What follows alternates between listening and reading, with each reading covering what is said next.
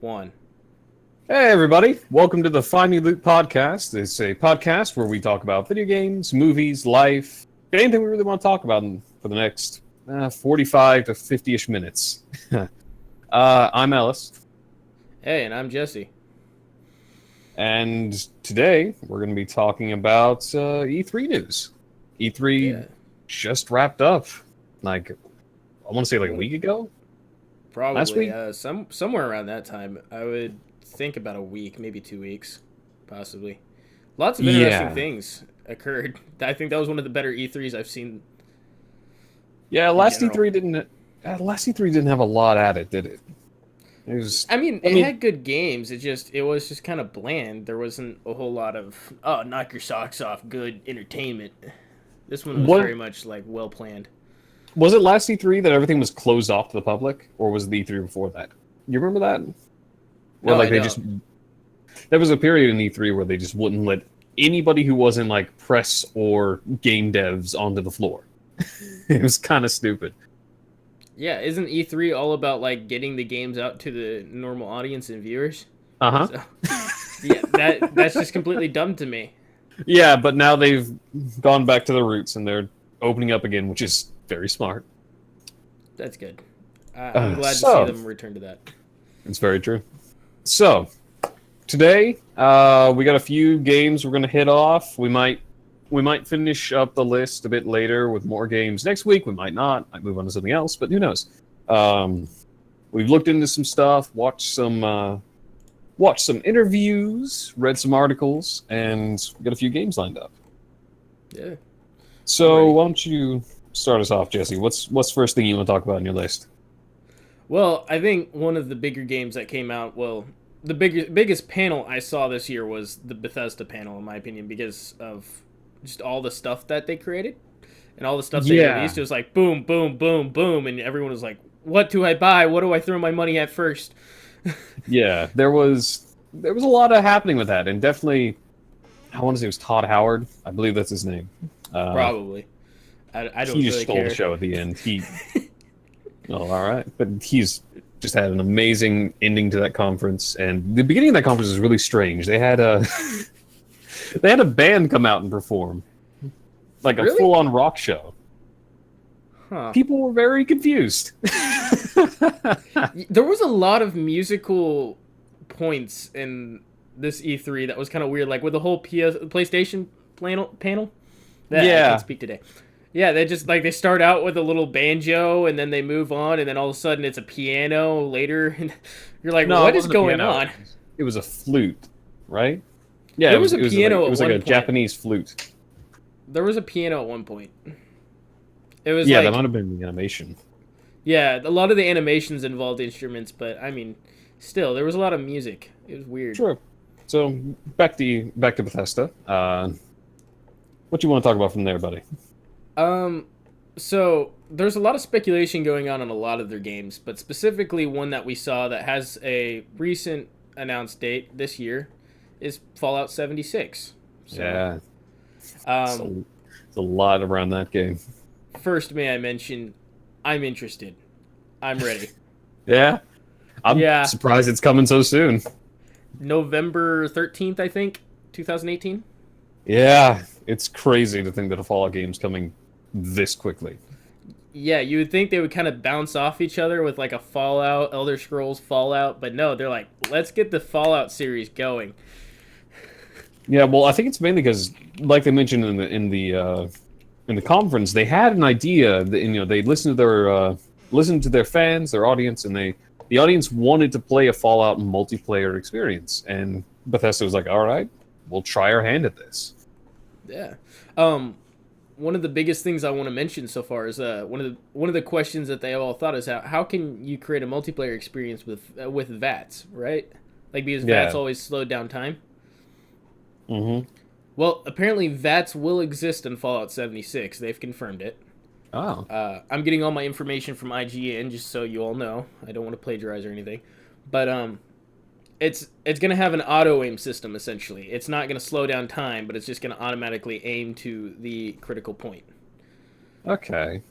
So it's like you put points into it, and essentially it's like I select the left leg, and I wonder if it'll actually do crippling damage like in the past games.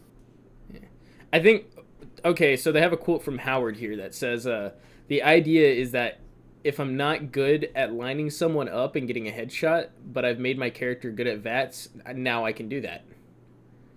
So, Okay. I guess it's like to help get criticals, so. Yeah.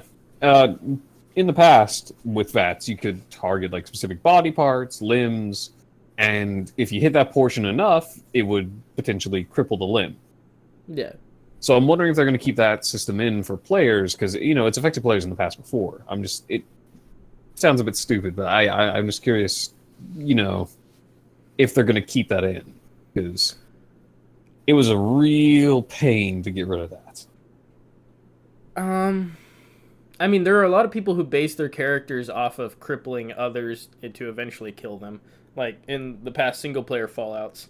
So, I want to say that they're not. Just the way that I'm thinking, if it's going to be a real-time auto-aim, that's just going to take up way too much time in a firefight. Like, but here's my thing. Like, it's always affected the player. That's always been a thing in every Fallout. Your limbs can get broken. Yeah. So if they do keep it in, how are they going to balance that? Because before you had to go sleep in a bed to get rid of it, or use a doctor's med bag, or use just a ridiculous amount of stim packs. Yeah, 1 or 2 stim packs. For every broken limb you have to use a stim pack. Or if you wait long enough, sometimes they'll go away in like Fallout 4. Yeah, but I'm just wondering how they're going to balance that, because if it's all online, then I can't imagine sleeping is an option. One of the ideas I would have would be, if you don't, you can't use VATS to hit maybe legs and arms. Like, this is my opinion, but I think it would be easier to hit your legs and your arms because it covers a wider area. So that might just be up to your own shooting. Like, it's still going to be a part of the gameplay. It's just not going to be in VATS specifically. I don't know. I mean, VATS has always been very particular ever since Fallout 3. Yeah. It's always been the same, like legs, arms, head, torso. Sometimes a tail if the beast has it. Yeah. They thought about removing it in Fallout 4. I remember that was a big issue. A lot of people thought they weren't going to have it in Fallout 4. But they kind of leaned off of the importance. Like, you can see that they're slowly starting to lean off of the importance of VATS throughout the games. Yeah. In combat. So I think maybe they're going to try to even lessen the importance of VATS again. Maybe bring it into a real full-time like first-person shooter. Yeah, but I mean, honestly, I don't think they'll ever fully throw away the system, because it's become so integral to Fallout at this point. Oh yeah, I mean, as long as they have the Pip-Boy, they have to have the VAT, because the VAT is lore. As long as the Pip-Boy is there. It's very true. If they remove the VATs, they have to remove the Pip-Boy. Which would suck. Yeah. Okay, so switching topics a little bit about this game. Do you know anything about the story? I know that you're coming out of the first vault ever opened. Vault 76. Or at least the first vault ever opened officially. There may have been some that just failed immediately and the doors caved in, whatever, but this is the first vault that opened on its own. There was no vault tech shenanigans placed into the vault. It was purely made just to harbor people to safety, and then release them on, I think it's Reclamation Day, I believe is what it's called. Yeah, that's the full name of the game. Fallout 76 Reclamation Day. No, that's the full name of the game. Yeah, it's kind of interesting. They didn't really mention that. But I guess to shorten it's just Fallout 76, but yeah. Continue. Interesting. So you're going to be the first vault dwellers to exit. And the idea is that you overslept, essentially. Which is kind of weird. But yeah, you overslept, so you're the last person in the vault. And I've heard some speculation online from a few different sources, or at least from a few different people, that they have the idea that maybe going through the vault, as they kind of saw, as you noticed on your way through, there are several posters that like have the special stats, and it's like choose your job next to that as well. They're thinking maybe that the vault itself is character customization. Maybe. So as you make your way through the vault, you make more and more of your character. All right. And that would be very cool. I would really love that as a character creation kind of thing, where it's like, oh, now kind of walk for a little bit and customize your face. All right, now you've done that. Customize your skills. All right, now you're special or whatever. You know. That'd be nice. I do know that from what they've said, there's not going to be any human enemies that aren't other players. Yeah. There are not going to be. You're going to get your quests from the Overseer, is what it sounds like. They've mentioned that a few times. That's why I'm thinking maybe the story's a little bit different than everybody being released. I want to go back to that a little bit. Continue talking about the story. But from what I'm hearing, it's like they're releasing one person at a time or something like that. So the Overseer is still in the vault, and he's just giving you missions, and you go and explore those missions. And you can do that. One interesting thing is you can do that solo, or you can do that with a multiplayer team for less risk. Yeah. So I like the idea of playing solo, so I don't have to completely like gather a team and stick with that team, or I'll fall behind. Yeah, but I also see the appeal of having the squad, because it's a lot of fun to play with your friends, and you know, I'm glad that they're catering to both sides. Yeah. It's like, I'm a solo player, and I'm always going to be a solo player. I may crew up eventually for like a raid or whatever, but I'm mainly solo. Or the people who's like, I've been waiting to play this with my friends forever. We are so doing this. Or even that person who's like, man, I want to get into it with my friends, but they got it ahead of me because I couldn't get it when it first came out. So he can grind until he gets up to their level, and then he can start doing missions with them. Exactly. There's a lot of cool stuff you can do, and I'm super excited to see the class system they're putting in. Mm-hmm. It's going to be interesting though, because you were mentioning about human players. Yeah. Just imagine being that one solo player just getting ambushed by a team of other players. Yeah, that'll happen. But to be fair, though, they did say dozens of players, so it's not like you're going to be, just crowded in. It's just going to be like a few kind of separated groups that are going about.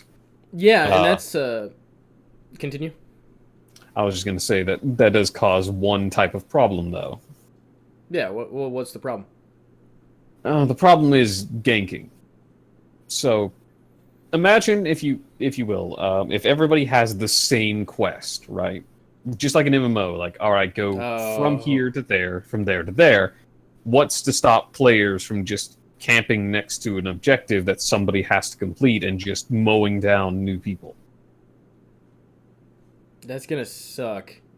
I mean, they have to have some regulation on that, because this leads a little bit into my next point, but their servers are going to be owned by Bethesda, which means they're going to have complete control, just like Bungie did with Halo 3 and Halo Reach.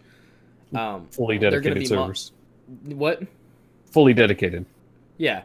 So they're going to be monitoring what's going on. If they notice that somebody is doing that to ruin the gameplay, I imagine they're going to have some strict rules against that. Yeah, I imagine there's at least a report a player, and there would have to be some immediate action for the report a player in that case.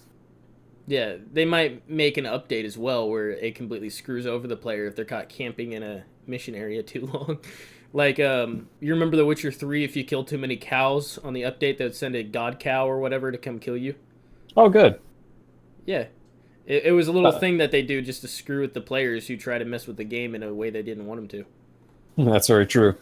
There could also be something that's like in GTA 5, where if you die too many times in a row, there's like, do you want to activate passive mode for a little bit? Can't imagine you can keep it on forever, but I imagine there would be like a little like, all right, here's a 10-minute buffer. You can't hurt other players, and they can't hurt you. Go do what you need to do and leave. It'd be like, it's also similar to Dark Souls 2 with the whole burning the human effigy so people can't come into your game. Exactly. It's a way to keep people from just getting their day ruined on a game they like. Pretty much, yeah. Yeah, there's a lot of cool stuff to come out with that game. I'm really interested to see because there's no human enemies, so that maybe means mutants, ghouls, and robots. Maybe I saw a few in the trailer. They're kind of roaming around this kind of state capital looking building. Yeah. Do you know the area that it's going to be based in? West Virginia. Yep. Which, if you know a little bit of actual lore, like real life stuff, it's the actual holding for a lot of nuclear facilities. So Which is going to play into a big part in the game, I assure you. in the game, I think they're basing it where this is where everything went off originally in America. That's why you don't see any people. I think they were all legitimately killed except for Fallout 76. Or Vault 76. Yeah, well, yeah, my bad. Yeah. And so what's only left is extremely mutated creatures that you haven't seen anywhere else in Fallout. Yeah. So there's a lot to look at in that situation, and that's probably why they put the official bunker here that's not screwed with at all. Mm-hmm. Protect those people with the government secrets. Yeah. All right, so let's go ahead and shift up gears a bit because we're all looking forward to Fallout 76, but there's a few other announcements that we need to get to. All right, do you want to announce your first game? Yeah, I want to mention this in passing before I get to my first game. Elder Scrolls 6. Yeah. Let's just go ahead and put it out there.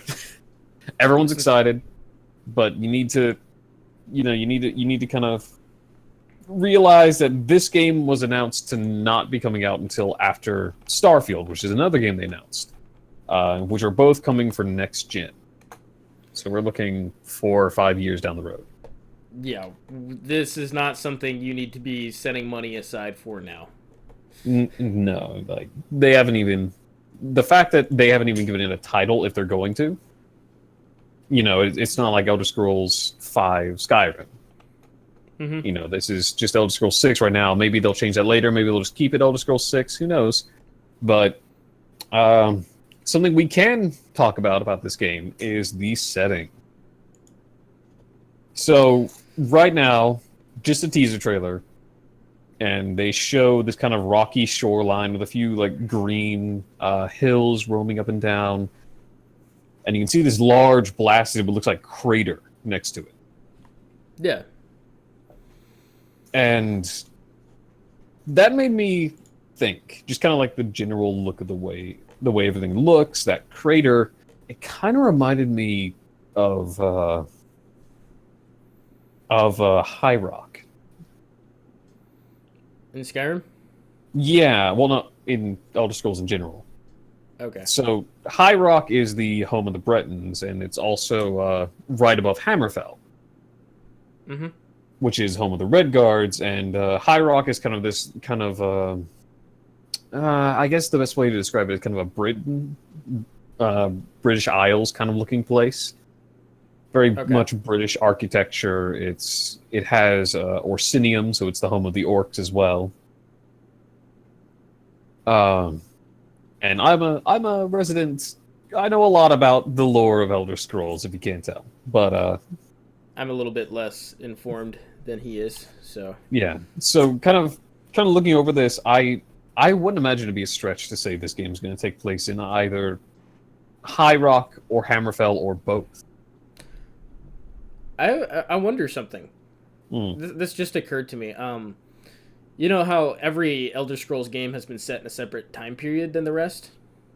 Yeah, they make a point of that, so they don't have to call back to previous things that you chose. What if maybe this is based in a future we don't know, where this doesn't have a territory? Maybe you're playing in like a Civil War type area. Could be. I mean, we can still discover the location. I mean, Hammerfell is known for, if you've played Elder Scrolls Online, there's a lot of mountainous region there. Yeah, there is. So I think you might be correct on that. It also reminds me a little bit of Skyrim's. If you go back in the Elder Scrolls 5, there's that one area in between Riften and Windhelm. That's a huge amount of area to cover, but it's like a crater type area that you can go through that's nothing but wasteland. Yeah, it's like a bunch of geysers shooting up. Yeah, it kind of reminds me of that landscape. They might be just taking, not homage, but they might just be taking inspiration from it. Could be. There's, I want to say there's a thing of lore where like there's this weird looking lake in between Hammerfell and High Rock, Yeah. and it looks like it's just been blasted out. Mm-hmm. And I can't remember if that's like a story or if it's just a natural formation behind that, but that's what really got me thinking about the crater in general.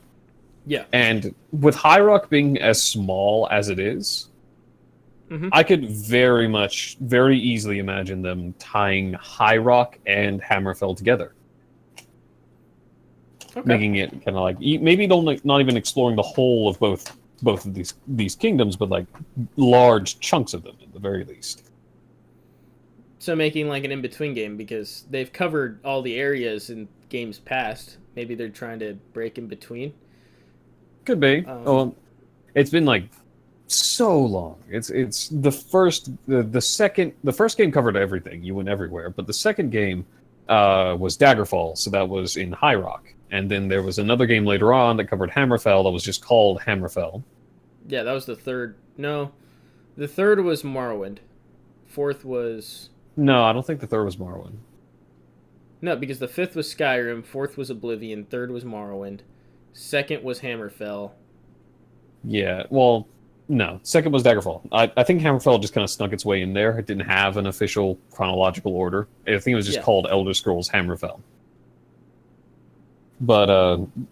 Yeah, so that one was just, you were exploring through Hammerfell. I don't remember the story behind it. I never really played it, but I wouldn't be surprised if they went back. Because not a lot of people played Arena or Daggerfall and got to explore the entirety of the world. Instead, they just, they played Oblivion and Morrowind and Skyrim. Yeah. So it wouldn't surprise me at all. But like we said, this is literally just speculation. There's nothing else to go with the game.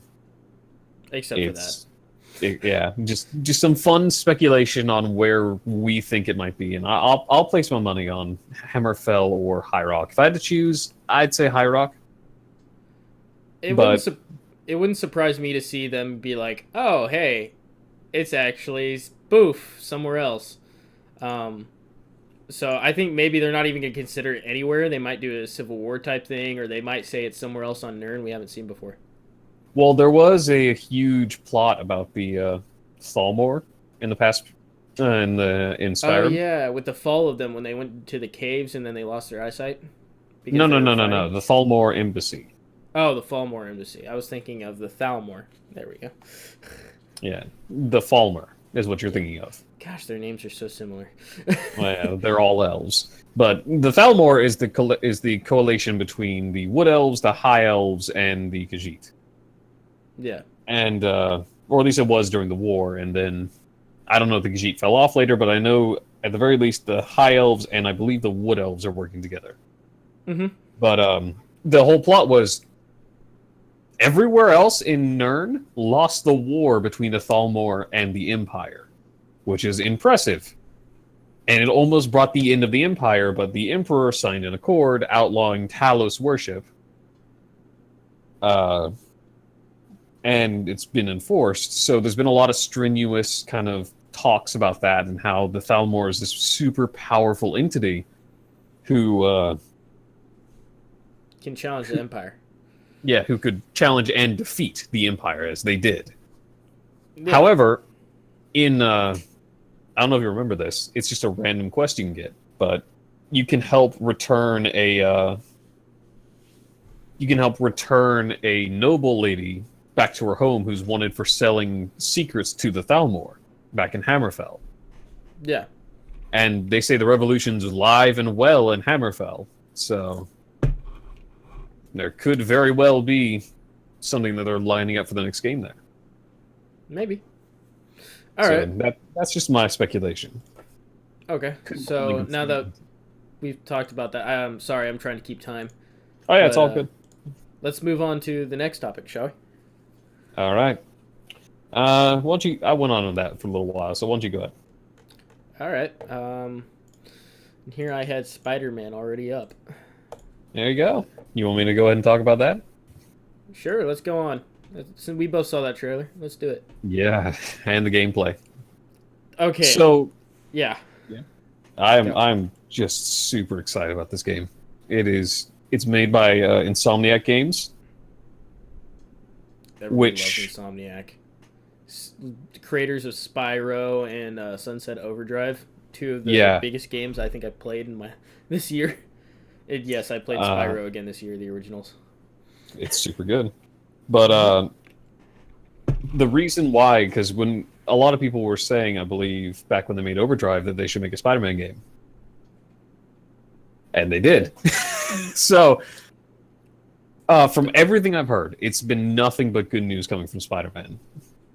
Oh, yeah. I mean, that is a fluid game. I'm sorry. I'm just watching the trailer again right now.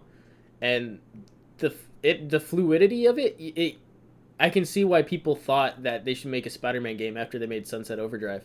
Just because the game is extremely fluid and it's well-rounded. So before we get into combat, let's go ahead and talk about the story from what we know so far. Mm-hmm. So, this is with the past E3 and this E3 kind of putting things together. This is an older Peter Parker.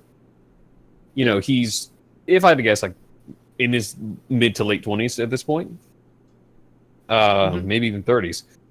But he's been fighting crime for a long time now, and he's very experienced.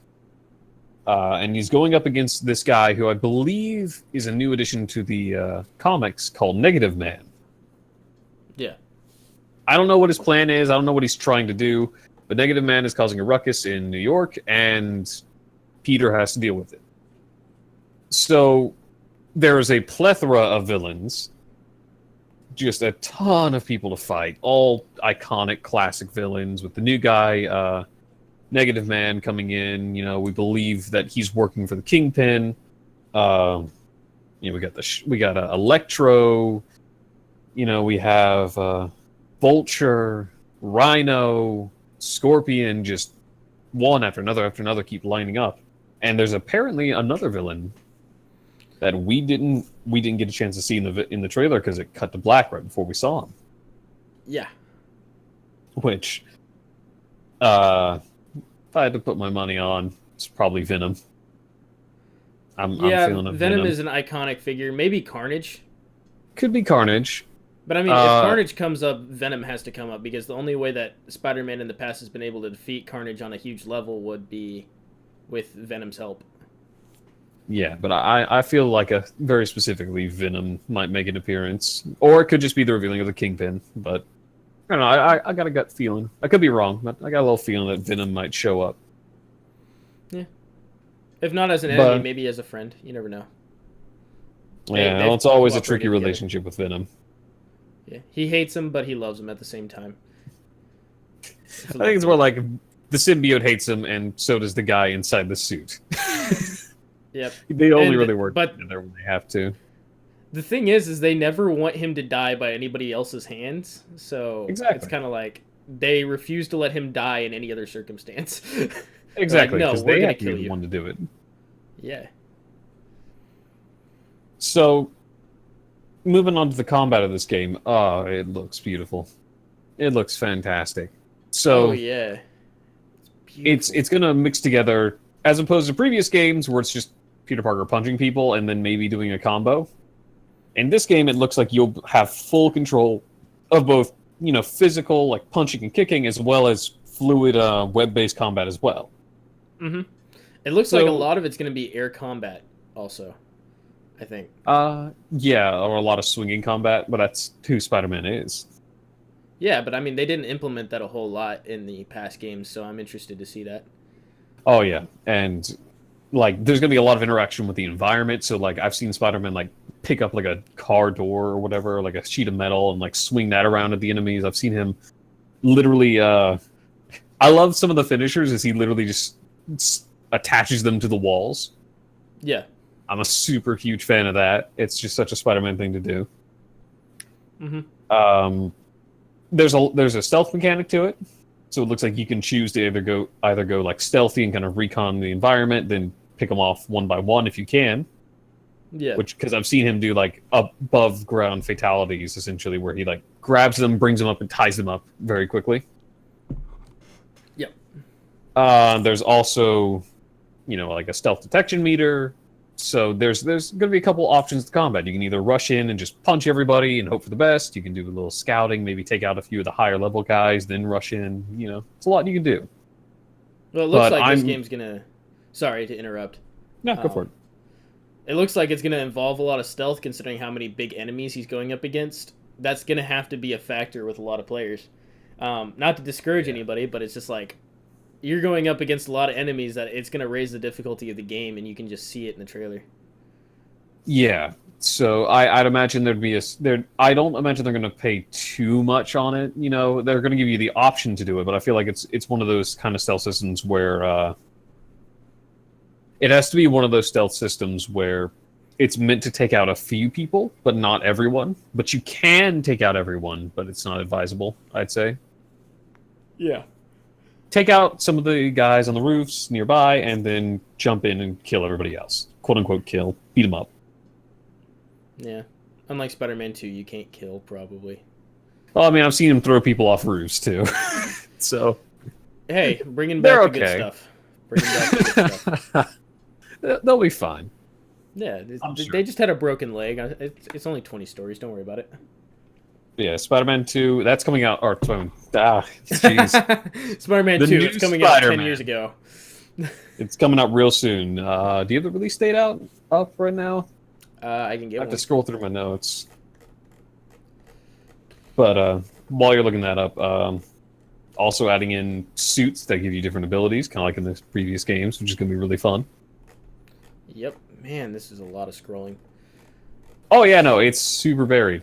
But it's coming up soon, like in the next few months soon. Yeah, it's a this year release. It's it's coming out this year, but I want to give it like a specific thing. So you go ahead and just type it in Google.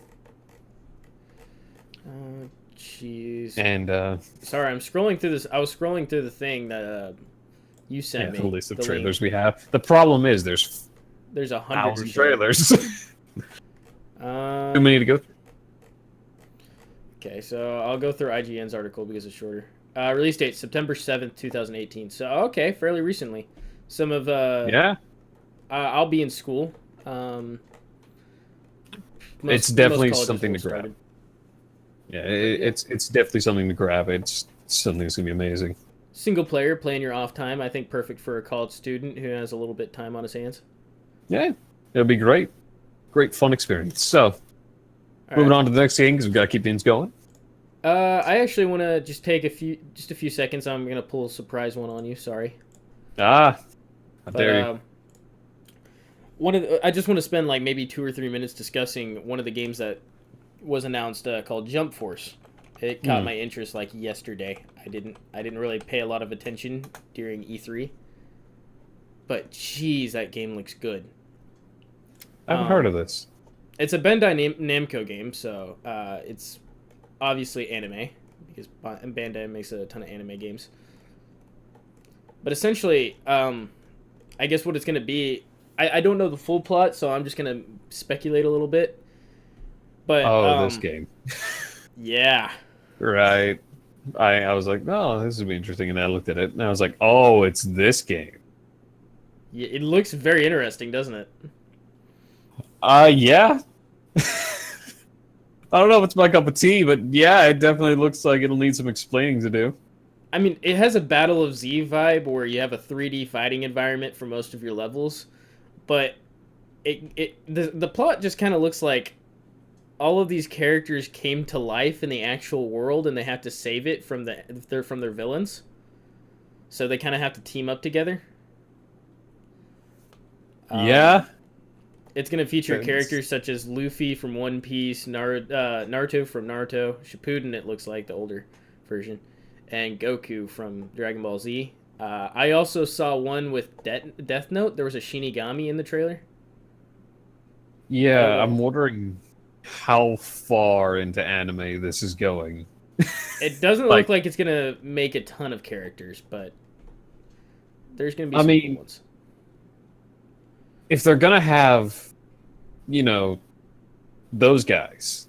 Like, I mean, Yeah, how many other giant animes are they going to have? They're going to have, like, Attack on Titan, Fairy Tail. Like, I mean, just how far is it going to go?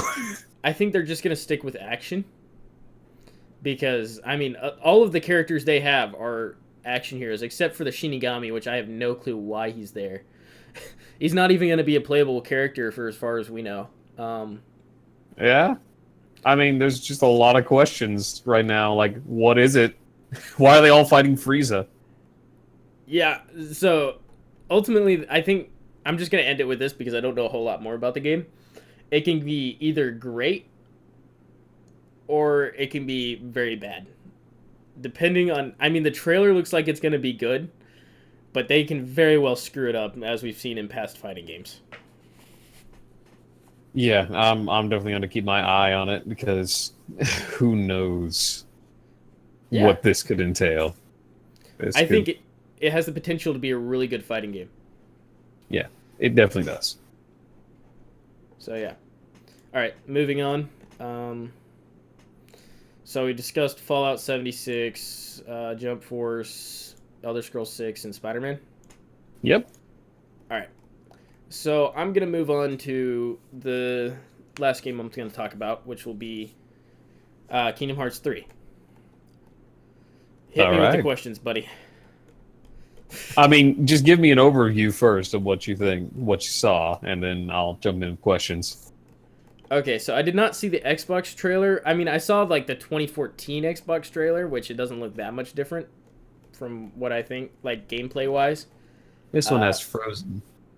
yeah, they'll have Frozen and Wreck-It Ralph. They've announced those as worlds. One of the things I found interesting was they took a poll, I think in 2016 or 2017, of what Final Fantasy character they would like to see make an appearance, and Noctis won from Final Fantasy 15.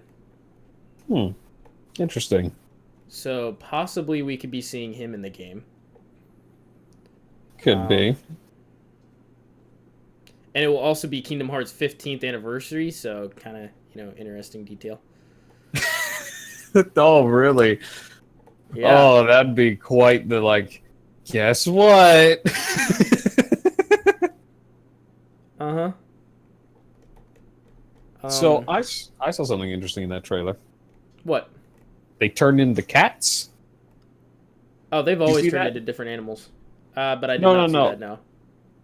Because like how we do the trailer, like, and you should really watch the trailer. They just like transform into cat people, and they're hanging out with Mike from Monsters Inc. Mike and Sully. Don't know why. You have not played the Kingdom Hearts series, have you? No. I played 5 minutes of one game, or 20 minutes stuck on one island of one game. So, one of the interesting parts about this game that it wasn't announced in the first one, but it was announced in Kingdom Hearts 2 in the lore, was that whenever you go to a different world, they have to take an appearance that fits in with that world. Okay. So, like in Kingdom Hearts 2, they go into the Lion King and they all turn into lions and you have to play as a lion. Ah. So, it doesn't really surprise me that they're doing that. It's kind of weird seeing Sully hang out with them. Well, they're in the monster world. Yeah, Humans aren't allowed there. yeah, but cats, man, it's like, are they just referring to cats as demons or monsters? No, they were cat people. So like they were full-sized people, but they looked like cats. Oh, okay. Then yeah, that makes sense. They probably just took an appearance. Ah, geez, chair. Okay. But yeah, What do you the think release- the plot's gonna be? the plot. What do you Okay, think? so I've never understood it before, so hit me with it now. I've explained this before to you, and I'm just gonna explain it to the audience that the whole plot of Kingdom Hearts, if you haven't played, is a lot of people think it's based off of going through the worlds of Disney, which that's more of the gameplay aspect than the plot. The plot is overall a love story. It's a story between three friends, specifically though these two, named Sora, the main character, and Kairi, this girl that he loves. throughout the first two games, he's always searching to find her, even when he like no longer exists. He will find a way to bring himself back into existence to bring himself to her. Uh-huh. And then we didn't, and I don't know if you didn't see the trailer, but at the end of it, Kyrie showed up. Yeah, And she was I all did evil. see that. She wasn't evil. She was hanging out with the Heartless, which is weird. So, evil. Yeah. They're not specific. The weird part about that character in Kingdom Hearts 2 was that he kind of sides with Sora at one point. So Who? he shows that he has a mind, will, and like emotions. Like he has his own personality. Who? The red-haired guy that she was sitting next to.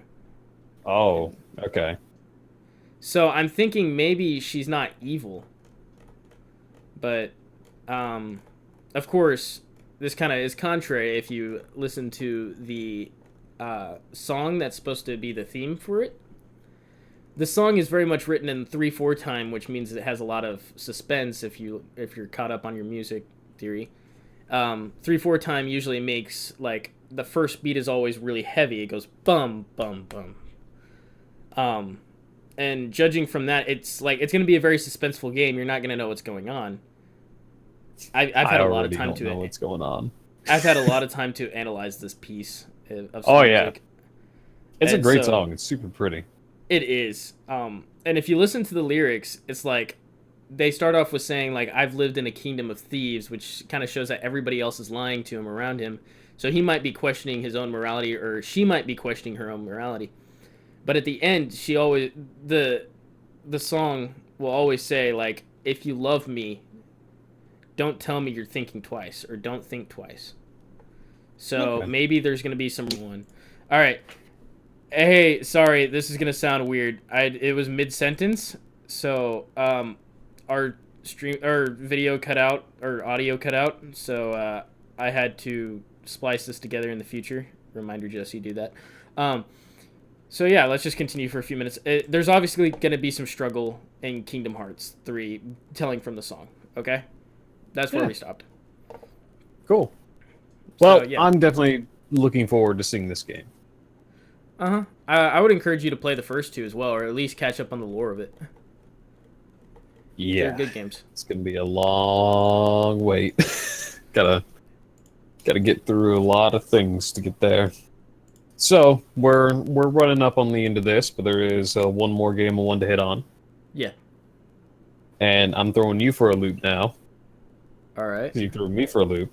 Not gonna be talking about Cyberpunk. I feel like it's been covered everywhere, Yeah. but we're gonna be talking about Assassin's Creed. Odyssey? Yeah, the new one, Leonidas' son. Yay. grandson. Oh, grandson. Yeah. So I'm super pumped for this. Yeah. So this is going to be a continuation, sort of. It's going to be, as far as I can tell, a prequel to Origins, which was kind of spoiler, but you could the origins of the guild, the Assassin's Creed. So this is originally when the assassins were made. No, that's what Origins was. This takes place in Greece, so a long time before Egypt. No, Egypt and Greece existed at the same time in history. Did I they? mean, Oh yeah, they did. Yeah, So- so I guess it's going to be like discovering maybe a different starter of the guild. I don't know, because I feel like they started it in Egypt. Yeah. They said that this is before Origins, so this will be something that probably leads into Origins, or maybe it's a sequel. I don't know. Like either way, it is very closely tied to Origins, Okay. and you play as either the grandson or the granddaughter of Leonidas, because you get to choose your character from the start, which is a amazing thing that they're adding in. Mm-hmm. They're implementing a ton of RPG assets. They're adding in full choice in dialogue, dialogue that alters and shifts depending on the actions you take in missions. You could be cutthroat, relentless assassin who goes through and makes sure that every single person on the mission dies, or you could be more of a kinder assassin who only kills the target and then leaves, or like a mix of that kind of stuff. That'll affect dialogue with people as you go along, from what I can tell. Especially with people who gave you missions.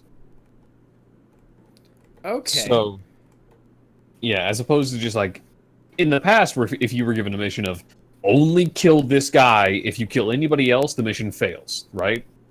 Yeah, this gives you a little more freedom. Yeah, this is like you can kill everybody there and tell the guy as long as you kill the target, you're fine. But you can kill everybody in the mission, go back to the guy and say, "Nope, I only killed the one guy." You can choose to lie to him. Or you could be like, "No, I killed everyone. You hired me to do this, and I made sure that there were no loose ends." Stuff like that. And there's also romance options. It's going to be very interesting. And something I heard very specifically that I'm kind of excited for is you may have the option, it sounds like, to just kill people who are going to wind up being at the end of the game. Yeah, it's a full. I don't know if you mentioned this or not. I kind of zoned out for a second, but did you say it was an RPG? No, I mean it was just for a split second. I was searching it. I was searching up something on it. Yeah, but they're implementing a lot of RPG elements to it. Okay. All right. Sorry, you hit me for a loop, so I had to go look it up. I was like, oh, geez, I don't got anything on this. Oh, no. But yeah, this, is going to be very interesting. You're going to have fully customizable gear, gear with stats, very specifically. Mm-hmm. So that's more of the RPG, like, oh, I found a better helmet, time to put it on. Yeah. Ship combat, but it's not going to be the main stage. They made that very clear that, yes, there is ship combat to get around the Greek Isles, but it's not going to be the main thing. You mainly just use it for transport. Yeah. So, a little fun fact about this game, you can romance characters. Like I said. You can romance Socrates. Oh, good. Oh, wait, no. People wanted to romance Socrates. You cannot, though. Though they might change their mind out of the overwhelming response. I highly doubt it. Wouldn't you want to romance a really cool philosopher? No. No. I would want to romance some random person. I much prefer that than someone from history. But, fine. Yeah, it's just my preference. Yeah. But there's going to be a lot of cool elements added into this game. Something that is of note, there will be no hidden blade here. This is... Okay, so Altair was the first one with the hidden blade, wasn't he? Nope. Who was? I think Origins had it. I didn't play enough of Origins, but Origins you could get your own weapons. You made your own weapons. Yeah, I don't remember who the first to have the blade was, but it definitely wasn't Altair. It was a staple of the guild before that, but this is before the official founding of the guild. They've said that a few times. So you don't have a hidden blade. Instead, your hidden blade is an artifact of Eden. You remember those? Yeah, those were in Assassin's Creed 2. Yeah, and you get to carry it throughout the entire game because it is the broken spear of Leonidas. Oh. Yeah, so you'll be carrying an artifact the entire game, which is a huge change and is going to be a lot of fun. Yeah. So, can you explain the story a little bit of Assassin's Creed to me? Just like on what the Artifact of Eden is, like specifically? Yeah. So the important thing to know about Assassin's Creed is that it's based on a alternate reality of Earth. So history is the same, pretty much the same. I'll make sure to say that history is pretty much the same as on Earth. Yeah. There are going to be differences, like some mythological creatures, as we saw in Odyssey. There's going to be the Minotaur. Mm-hmm. The overall story is that there are two groups searching for this precursor race artifacts. Yeah. These artifacts were left behind by whatever the precursor race was, and they have insane abilities, like, they can change the fate of the world. I guess mainly they're used for war, but I guess some can be used for other stuff. Mm-hmm. And each one is called an Artifact of Eden. Which Eden referring to like the Garden of Eden? Yes. Okay. Because I remember in Assassin's Creed 2, you get these clips that show Adam and Eve running from the garden. Yeah. So the Precursor race made a bunch of artifacts, and the Assassins and Templars, which are the two opposing groups in the world, both want to get their hands on it. Yeah. The Templars want to use them for control, and the Assassins want to hide them away so that humanity can remain free. But they're also willing to And- use them to accomplish that goal? Yeah. Okay. So it's the moral debate is between people, but it doesn't matter. So that's the overall plot of Assassin's Creed is Templars fighting assassins to gain pieces of Eden. All right. Good overview.